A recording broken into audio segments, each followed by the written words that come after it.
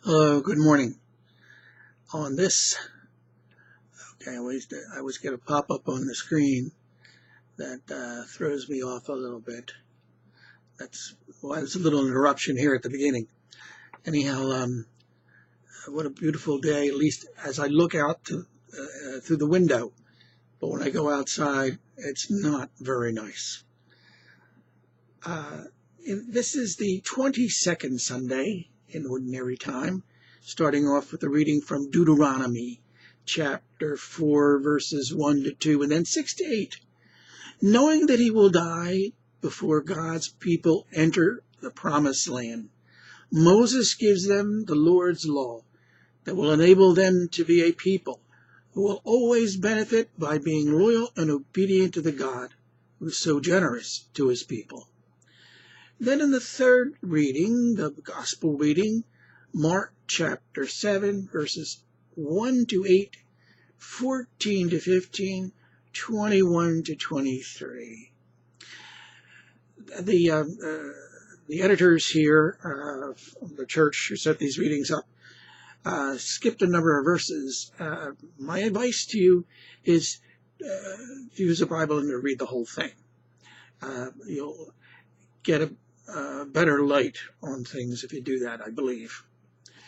Jesus' followers often were common ordinary folks who did not follow some of the traditions of the Jewish leaders, such as washing their hands before meals. The Pharisees criticized them.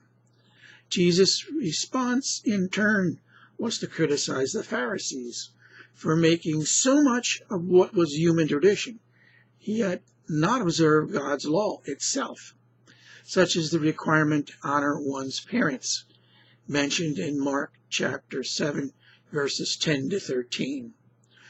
While the law did not speak of washing one's hands, it did declare some foods to be unclean.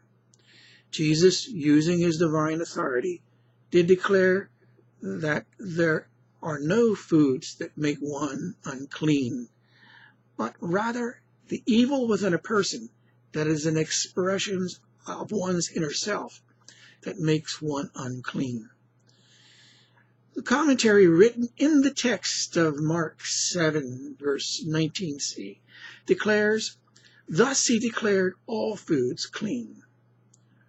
What defiles a person is not the product of which food one eats, but rather of the evil one has given oneself over to.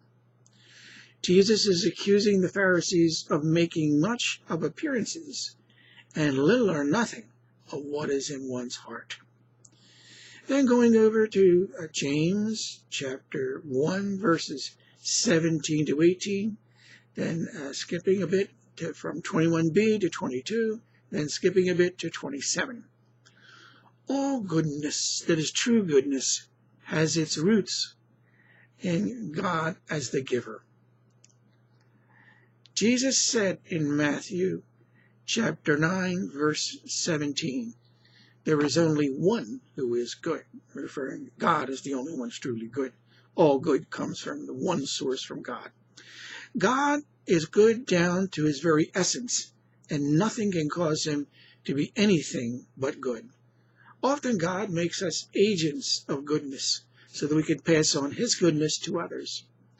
He willed to give us birth by the word of truth, that we may be a kind of first fruits of his creatures. God gave us birth into the new life of Christianity by the word of truth. That is, the gospel message of his salvation for us. Be doers of the word, not hearers only, deluding yourselves. James is calling upon us who are being loved by Jesus to bring that love to others that Jesus has given to us through our attitude and actions. Jesus says in 1 John chapter 3, verse 18, "Children, let us love not in word or in speech, but in deed and truth." James writes in James chapter 2, verse 17, "So also faith of itself, if it does not have works, is dead." James wrote in chapter 1, verse 27c, keep oneself unstained by the world. Remember in the gospel that we're reading, that Jesus said, the things that come out from within are what defile. The evil ways of this world enter our hearts ungoverned by the God who is goodness. The actions that come from a heart that belongs to God are the only true goodness. God bless us all. Always remembering that God is the source of everything that is good. God and only God.